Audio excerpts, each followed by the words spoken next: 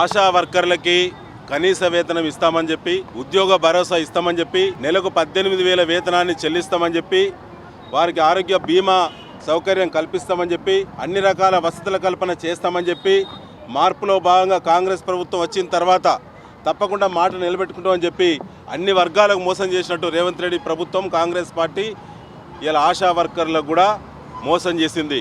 ఇలా ఆశా వర్కర్లు రాష్ట్ర వ్యాప్తంగా బజార్లో పడేటువంటి పరిస్థితి తీసుకొచ్చినటువంటి కాంగ్రెస్ పార్టీకి బుద్ధి చెప్పాలని వరంగల్ ఆశా వర్కర్లు పెద్ద ఎత్తున ఇవాళ కదిలొచ్చి నిరసన ర్యాలీ చేపట్టడమే కాకుండా కలెక్టరేట్ ముట్టడి ఇవాళ చేపట్టడం జరిగింది. ఇవాళ కలెక్టర్ గారు అందుబాటులో ఉన్నప్పుడు కూడా ఆశా వర్కర్ల యొక్క మనోవేదన ఏందో, వారి బాధలు ఏందో తెలుసుకునేటువంటి ప్రయత్నం చేయకుండా ప్రత్యేక కార్యక్రమాలు పెట్టుకొని బయటికి వెళ్ళడం. జిల్లాకు చెందినటువంటి మహిళా మంత్రులు ఉన్నారు, జిల్లా చెందినటువంటి అధికార పార్టీ శాసనసభ్యులు ఉన్నారు. మీరు కాంగ్రెస్ పార్టీ మేనిఫెస్టోలో చాలా స్పష్టంగా చెప్పారు, ఆశా వర్కర్లకు మేమొస్తే గతంలో కేసీఆర్ గారి ప్రభుత్వం ఇచ్చేటువంటి దానికంటే 2 అంతలు మిన్నంటి ఇస్తామని చెప్పారు. నెలకు 18,000 కనీస వేతనాన్ని ఇస్తామని చెప్పారు. వారికి సంబంధించినటువంటి ఇన్సూరెన్స్ ఇస్తామని చెప్పారు. వారి పని గంటలను తగ్గిస్తామని చెప్పారు. ఇవాళ ఆశా వర్కర్లకు ఎక్కడ, ఏ గ్రామంలో, ఏ పల్లెలో, ఏ మారుమూల ప్రాంతంలో, ఏ తండలో, పట్టణంలో, ఏ గల్లీలో కూడా ఎవరికి ఆపదొచ్చినా, అనారోగ్య సమస్య ఏర్పడ్డా అన్ని రకాల పర్యవేక్షణ చేయాల్సింది క్షేత్రస్థాయిలో ఆశా వర్కర్లు మాత్రమే.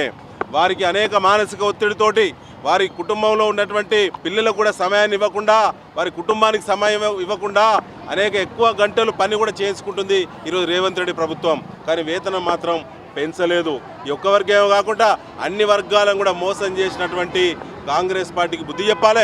ఖచ్చితంగా బీఆర్టీయూ ఆధ్వర్యంలో జరిగేటువంటి ఆందోళనను దిగొచ్చి రేవంత్ రెడ్డి ప్రభుత్వం ఇవాళ బడ్జెట్ సమావేశాలు కొనసాగిస్తూ ఉన్నది. బడ్జెట్ సమావేశంలో ఈ వరంగల్ ఉమ్మడి జిల్లాకు చెందినటువంటి మరి కాంగ్రెస్ పార్టీ పేరు మీద ఉన్నటువంటి ఎమ్మెల్యేలు ఇవాళ 11 మంది ఉన్నారు, 2 మంత్రివర్గంలో ఉన్నారు. ఏ ఒక్కరు కూడా ఆశా వర్కర్ల గురించి పట్టించుకునేటువంటి పాపాన పోలేదు. కాబట్టి ఇవాళ వారికి బుద్ధి చెప్పాలంటే ఆందోళనను మరింత తీవ్రతరం చేస్తాం, బీఆర్టీయూను బలపరుస్తాం. ఇది ఇంతటితో ఆగదు.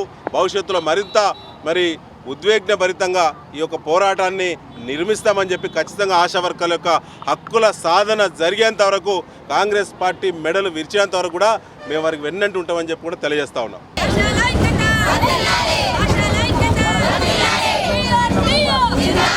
రాష్ట్ర వ్యాప్తంగా ఆశా వర్కర్లు గత 15 రోజుల నుంచి హెల్త్ ఎమర్జెన్సీ సర్వీసులు మినహాయించి విధులు బహిష్కరించి సమ్మెలో ఉన్నారు. వాళ్ళకి ఇచ్చినటువంటి హామీ ఏదైతే ఉందో, ఎన్నికల మేనిఫెస్టోలో పెట్టినటువంటి విధంగా 18,000 రూపాయలు వేతనం ఇవ్వాలని చెప్పేసి గత జనవరి నుంచి ఇప్పటి వరకు 2 నెలల పెండింగ్లో ఉన్నటువంటి పారితోషికాలను వెంటనే విడుదల చేయాలని చెప్పేసి ఈ 2 ప్రధాన డిమాండ్ల మీద ఆశాలు రాష్ట్ర వ్యాప్తంగా సమ్మె చేస్తూ ఉన్నారు. ప్రభుత్వం నింబకు నీరెత్తినట్టుగా వ్యవహరిస్తూ ఉన్నది.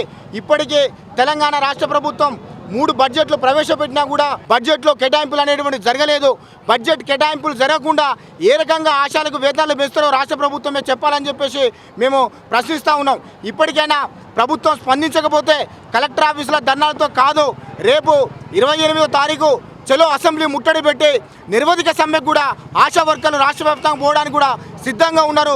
ప్రభుత్వం దిగి రావాలి. ఎన్నికల్లో ఇచ్చినటువంటి హామీల మేరకు నిలబెట్టుకోకపోతే రాష్ట్ర వ్యాప్తంగా బీఆర్టీయూ ఆధ్వర్యంలో మరిన్ని ఉద్యమాలు చేస్తామని చెప్పేసి ప్రభుత్వాన్ని హెచ్చరిస్తూ ఉన్నాం. గోనె యువరాజు, బీఆర్టీయూ వరంగల్ జిల్లా అధ్యక్షుడు. మాకు మేనిఫెస్టోలో మేము అడగక ముందే 18,000 వేతనం ఇస్తానని రేవంత్ రెడ్డి గారు చెప్పారు. ఇప్పుడు ఇంతవరకు కూడా మేము 14 రోజుల నుండి సమ్మె చేస్తున్నాము.